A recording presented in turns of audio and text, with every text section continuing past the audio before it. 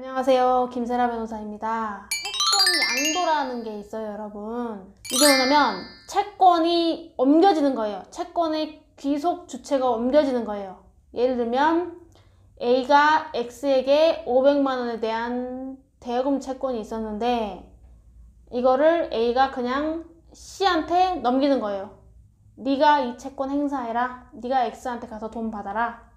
이게 이제 채권의 양도인데 넓게 보면 채권이 이전되는 원인은 다양해요.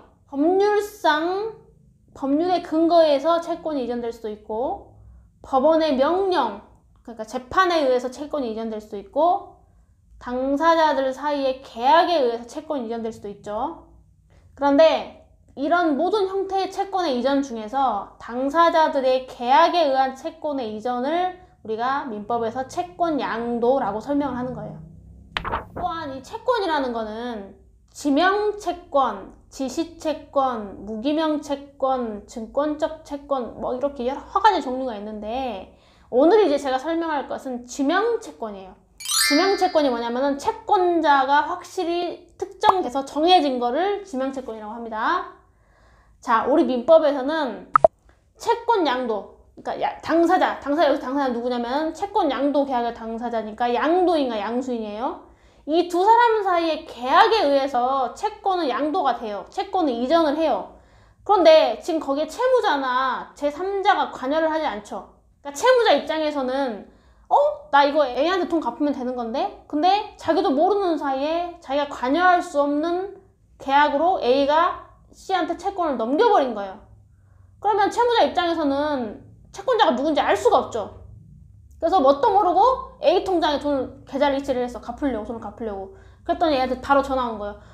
이거 나한테 갚으면 안 되는데? 그래서 그 돈을 다시 돌려주면 너무 행복하겠지만 그런 문제가 깔끔하게 처리되지 않아서 결국은 X가 C한테 또 돈을 갚아야 되는 상황이 될 수도 있고 이런 것들이 이제 우리가 이중 변제 위험이 생긴다고 하는데 어쨌든 그래서 이제 우리 민법은 채권 양도는 양도인과 양수인 사이의 계약으로서 그 성립을 하고 효력도 생기지만 그러한 채권 양도의 효과를 채무자나 제3자한테 대항을 하기 위해서는 별도의 약간의 요건이 필요합니다. 그걸 정한 게 민법 제450조 제1항이에요.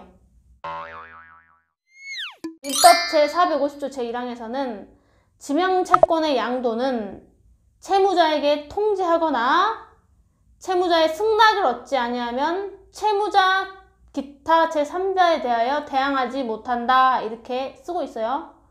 요 조문의 해석에 관해서 대부분의 어떤 학설의 그 논평은 물론 판례 견해도 똑같지만 두 가지 나눠요. 채무자에 대한 대항요건 그리고 제3자에 대한 대항요건. 첫 번째, 채무자에 대한 대항요건은 채권 양도를 받은 양수인이 그 채권을 양수받은 채권을 채무자한테 주장할 수 있느냐에 대한 문제예요. 채권을 행사할 수 있느냐에 대한 문제예요. 그 다음에 제3자에 대한 대항요건은 해당 채권에 대한 압류나 양도, 또 다른 양도, 이중양도 이런 것들 사이에서 우열관계를 정하는 것의 문제예요. 실무적으로는 지명채권 양도의 채무자에 대한 대항요건 중에서 채무자에 대한 통지 요게 조금 문제가 많고 수험생들도 아마 시험에도 요게 제일 많이 나와요. 많이 나오고 실무에서도 요게 쟁점이 많습니다. 그래서 오늘은 딱 그것만 국한해서 설명을 할 거예요. 채무자에 대한 대항요건으로서 채무자에 대한 통지 이거는 쉽게 설명하면은 알려주는 거예요. 채무자한테. 자, 채권자가 바뀌었어. 채권자가 바뀌었으니까 너도 알고 있어야 돼. 요거예요. 그런데 이러한 채무자에 대한 통지는 우리가 임의규정이라고 봅니다. 이게 뭐냐면 당사자들 사이의 합의로서 통지나 안 받아도 돼. 안 받을래? 라고 합의를 했으면 그런 합의가 유효하다는 거예요. 그래서 최근에 나온 대법원 판례 중에는 채권 양도 통지를 채무자에게 했음에도 불구하고 채무자가 변동된 주소를 제대로 알려주지 않아서 결국 그 채권 양도 통지가 송달이 불능이 만약에 되면 그런 상황이 생기면 채권 양도 통지가 도달한 것으로 간주한다라는 특약 조항이 있는 경우에 그러한 특약은 유효한 특약이다 라고 본 판례가 있습니다. 이러한 채권 양도 통지는 관념의 통지예요. 관념의 통지. 채권 양도의 채무자에 대한 통지는 관념의 통지고 그 통지를 채무자가 받은 때부터 그 효력이 발생해. 그리고 이의를 유보한다든가 조건을 붙일 수는 없습니다. 채권 양도 통지에는 이의 유보나 조건 부과가 불가능합니다. 채권 양도 통지가 채무자에게 도달하면 효력이 발생한다고 했잖아요. 그래서 여기에 도달의 의미가 뭐냐에 대한 해석론이 있어. 근데 최근 판례는 여기에서 도달은 사회통념상 객관적으로 채무자가 그 의미를 인식할 수 있는 상태이면 여기에서 도달이다 라고 해석을 했어요. 그래서 민사소송법에 나오는 송달 있죠. 뭐 교부송달, 보충송달, 우편송달, 조우송달, 공시송달 뭐 이런 민사소송법이 정한 송달의 요건을 갖출 필요는 없고 그냥 사회통념상 채무자가 그걸 알 수 있을 정도면 도달한 걸로 본다고 해석한 판결이 있습니다. 이것도 중요해요. 그리고 채권 양도 통지는 반드시 양도인이 해야 돼. 양도인이 해야 돼. 양도인이 해야 되는데 단 양수인이 양도인으로부터 채권 양도 통지할 권한을 위임받아서 대리인으로서 하는 통지는 가능합니다. 양수인이 양도인의 대리인으로서 채권 양도 통지하는 것은 가능합니다. 그런데 대리 통지는 안 돼요. 대리 통지는 안 되고 대리는 돼요. 대리는 되고 해석상 사자로서 양수인이 양도인의 사자로서 채권 양도 통지를 하는 것도 가능하다고 봅니다. 그래서 이 양수인이 양도인을 대리해서 채권 양도 통지를 하는 경우와 관련한 중요한 또 판례가 있습니다.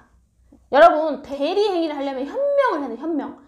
현명이 뭐냐면 저는 누군데 저는 누구누구라는 사람을 대리해서 이걸 하는 겁니다 라는 거를 알려줘야 된다는 거예요. 그런데 현명을 안 하면 안 돼요.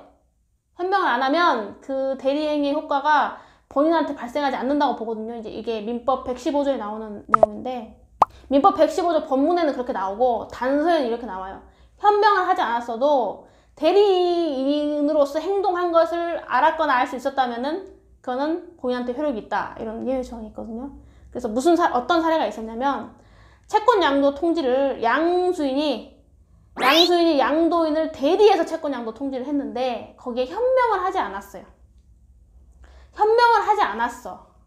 그렇지만 그 양도 통지서의 내용이나 양도 상황, 정황 모든 걸 봤을 때 채무자 입장에서 양수인이 양도인을 대리했다는 걸 알 수 있었다. 그러면 민법 115조 단서가 적용이 돼가지고 그러한 채권 양도 통지도 유효하다라고 본 판례가 있습니다. 채권 양도 통지는 양도인이 해야 되는 게 원칙이라고 그랬죠? 양도인 누구한테 할까요?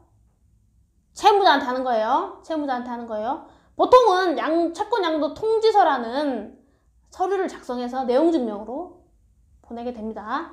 그리고 또 하나 중요한 게 채권을 양도하기 전에 사전적인 통지를 하는 거. 이거는 허용이 안 되는 게 원칙이에요. 왜냐하면 채무자의 지위가 너무 불안정해지잖아요. 허용이 안 되는 게 원칙이고 원칙적으로는 사후 통지만 그러니까 채권 양도 계약을 다 한 상태에서 그 이후에만 이제 계약해서 완전히 채권자가 바뀌었다 라는 것을 알려주는 것만 가능한 게 원칙입니다. 하지만 해석상 예외가 인정되는 판례도 있습니다. 네, 이게 이제 지명채권 양도의 채무자에 대한 대항 요건 중에서 채무자에 대한 통지와 관련된 개관을 쭉 해봤고요.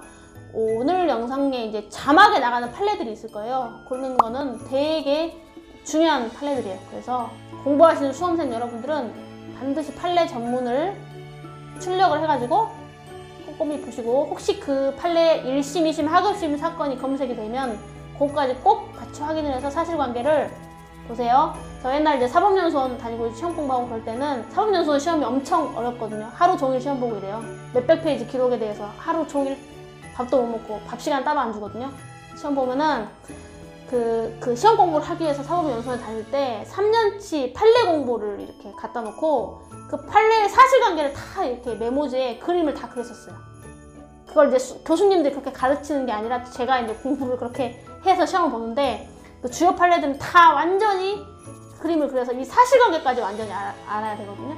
왜냐면 연수원 교수님들께서 그 사실관계를 교묘하게 바꿔가지고 판결 요지만 외우면 답을 다 틀릴 수밖에 없게 문제를 만들어요. 그래서 사실관계를 정확히 알아서 이러한 사실관계에서 이러한 법리 판단에 의해서 판결 결론이 나온다는 걸 정확히 이해를 해야지 조금 바꿔놨을 때 다른 결론이 나오는 정확한 답을 찾을 수가 있었어요. 그래서 생활법률 지식을 위하신 분들은 굳이 뭐 그렇게까지 하실 필요 없겠지만 수험생분들은 꼭 그렇게 한번 연습을 해보세요.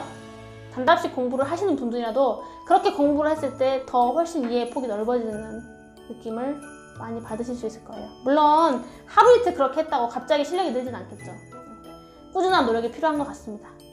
네, 들어주셔서 오늘도 감사합니다. 구독과 좋아요 꼭 눌러주세요. 감사합니다.